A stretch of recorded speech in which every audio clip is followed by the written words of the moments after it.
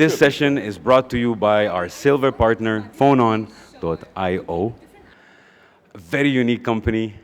We have Pooja Makhija right here. She's going to be doing the kick start and the opening keynote of day 2 for the VoiceTech Summit. Ms. Pooja, the stage is all yours.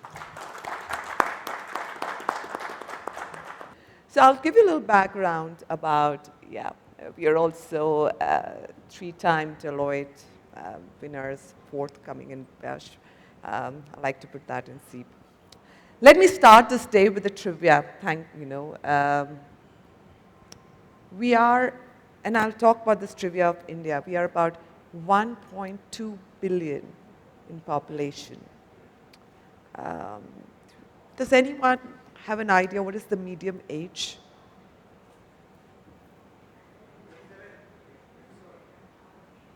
27? So I'll give you a little, very close. 50% of our people, Indian population, is less than 25 years old. 2/3 is less than 35-year-olds.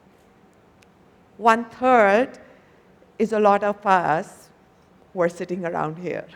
That includes me. We're talking about 6 million people who will be ready in another 10 years as consumers, who will be sitting there. And do we really know, are we really ready for them? No? And I'll take a step back because we are talking about future here, and we will come back and roll around in this side. But I'll step back a little bit.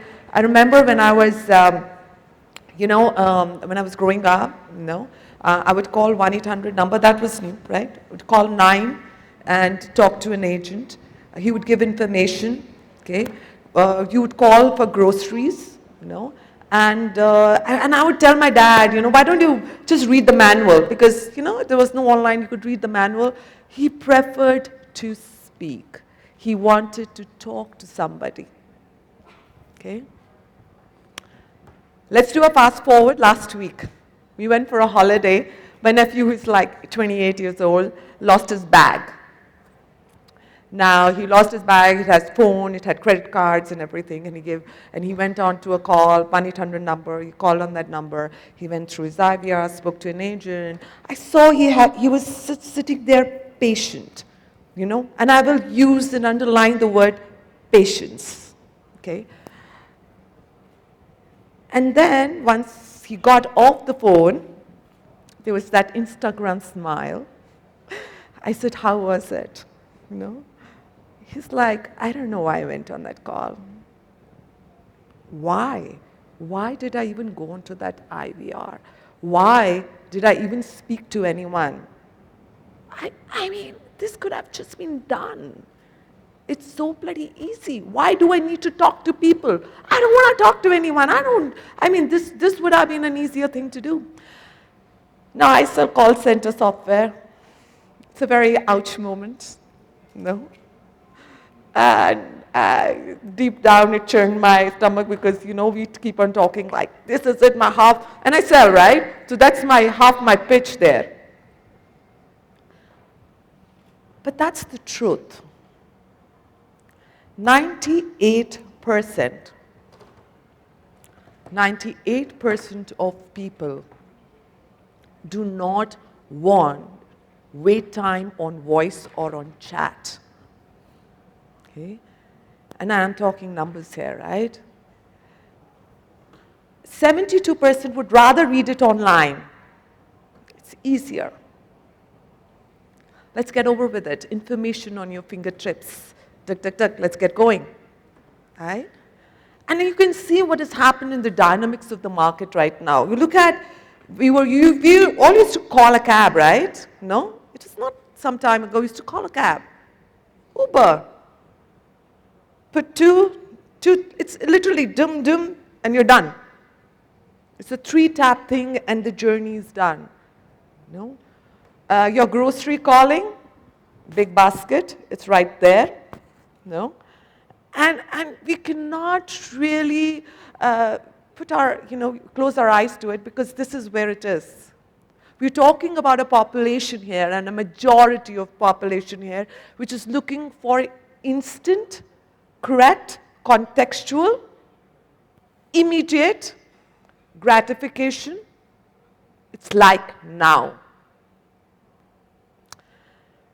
And let's see what has really worked in the last, and we don't have to go, in the last pandemic, in the last couple of years, 44, and I'll not go international, I'll go India, right?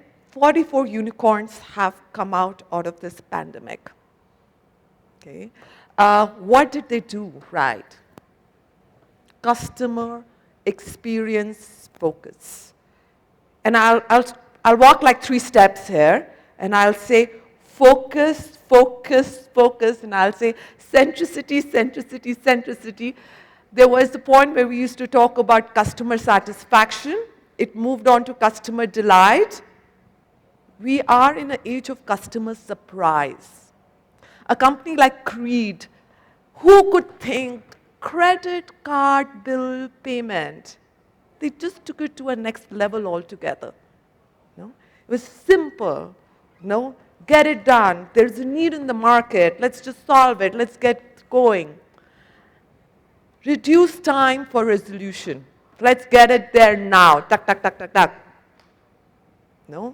We are right there. We need to do this. The third thing, which has been revolutionary, is lean, keen, and adaptable. I'm a product company, right? Now, the way the products are churning out, have you seen that? You think about an idea, and the sub-ideas are out in the market catering to the simplest,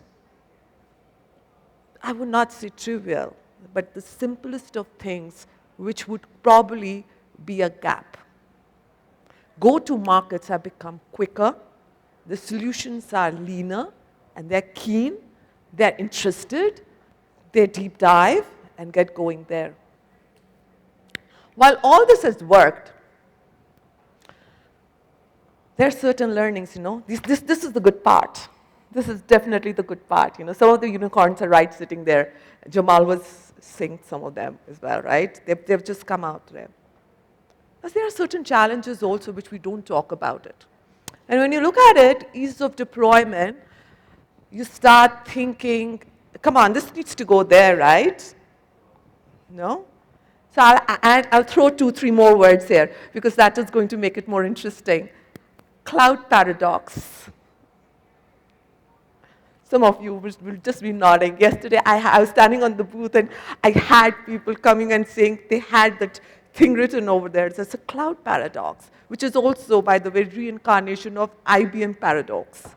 So let me go around the 5 years. Let's go to the last 5 years of journey. The last 5 years, we saw Siri. When Siri came in, everybody was talking to Siri. That was revolutionary, right? Then came IBM Watson in data analytics. Huge work through. We all liked it, okay? And then came Google Assistant and Google Cloud leverage in the power of science. And then came GPT-3. What do I use?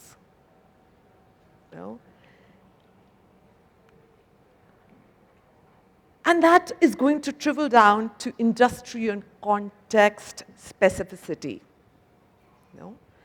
And while I'm talking about it, let me entertain you a bit. Okay? You all can laugh. It is very entertaining.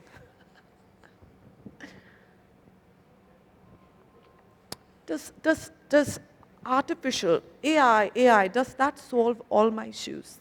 Is that an answer to everything? No? Really, is it?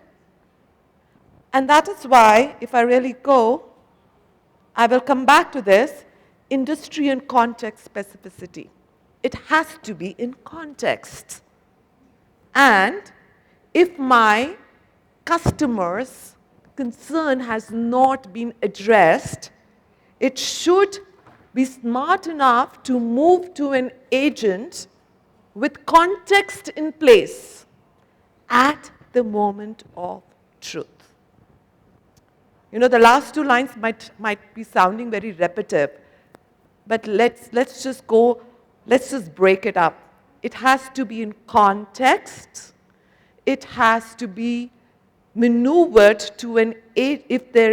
If you're not able to answer it or respond to it, it has to move in moment of truth with the context in place.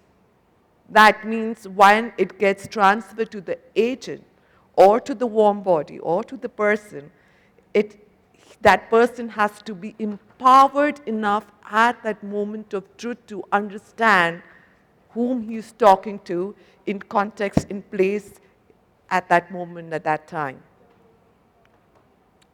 Now that's a very this thing. Now this is everything.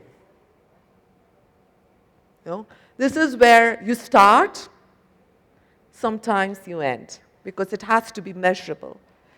Everything I invest drills down to cost per lead, cost of my connectivity. It drills down to the matrix deep down. And I've seen that how reporting and matrix and dashboards have changed altogether. There was a time I wanted to look at connectivity. There was a time I wanted to look at happiness and NPS, which is still there. But for any new deployment and with new changes in new technology which comes in, I also want to now drill down to my single digit ROI. And that is what I want to visualize, and I want to see every day in the morning with tons of funding coming in, what is going out and what is getting in my pocket. And I don't want my business analytics team or my CFOs to tell me one day that that's what my status is. I want to see it every day in the morning. And that's where the dynamics of visualization of your data also change. Okay. This is just what we're talking about, and we'll move to voice now. While we have spoken about this, and let me put a context to the voice aspect as well. I'm talking clearly India right now, okay? Because about 51%, and I'm talking about consumer age group of 14 to 17 years, have experienced some kind of speech recognition, voice interface. They've experienced it. That means they're used to it. From 18 to 35 is about 27% exposure, okay? And about 38% exposure. And 35 to 55 is about 27%, and then goes 15% henceforth. What do these people want? What are we getting them? They want things to be done at that moment, in the correct context, and right there. Now that gets me to a simple question. Does AI really, is it an answer to everything? No? Is it really, so what I was talking about. What does it get us?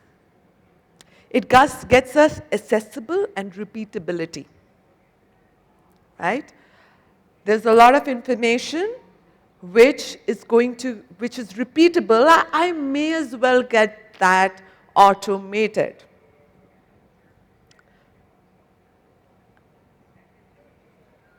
If I have 100 people call center, and I'm talking about one agent who makes about 60 calls in a day, if he makes one error on the call, that is 0.01% of error. If that agent is a virtual agent, you're talking 100% of error. And that is why, well, I like this one too, repeatability. And that is why in context, it has to be in context, it has to have solution, diligence has to go in, and diligence definitely has to go in wherever technology is there. When we keep on talking about technology, see, technology will catch up, and we saw when we spoke about the last 5 years of it, and the way it is coming around, and will catch up. But if it is not in context, if we are not using it smart, that will happen. It is said that 70% in the next 2 years, that's what McKinsey says, I believe, 70% of your communication in your interactions are going to get automated. But please, let's not forget the 30%, because there will be a point where there is a human touch. And now we have to be smart enough that where that human touch is going to come, what are you going to use it? Customer service? Closing a sale? No? Well, some of the things which come to my head, no? And while you look and absorb this for a minute, I thought I would make this session a little different, because we keep talking about the technology, but I think we're not maneuvering it around and looking at numbers and get going around that. Now I'll talk about how we came in, and believe me, that is the ethos of us, of the organization Phonon Communications. This was what got us together. Well, I'm just going to click, click, click. Okay? This is clicks all over this. But the science behind it, the numbers behind it, the sensitivity behind it is something which is really required to get any platform together and getting the dynamics together. No? We can have a whole lot of integrations, but what matters? What do I get the best out of it? Is it a one click away? What do my dashboards change? And we did that, you know. So when we were doing our dashboards and all, we started asking customers, saying, what do you want to see first day in the morning? What do you want to see first day in the morning? What do you want to see first day in the morning? Believe me, all the use cases were different. And right now, we work in 2 primary sectors, airlines and BFSI. Even then, for the same kind of solutions, my people wanted to see different numbers.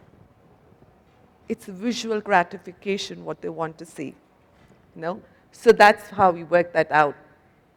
While all these things come through and work that, you know, in a single digital side of thing, I think the ethos is going to remain while we become technology driven, and we will have to keep a pace with it.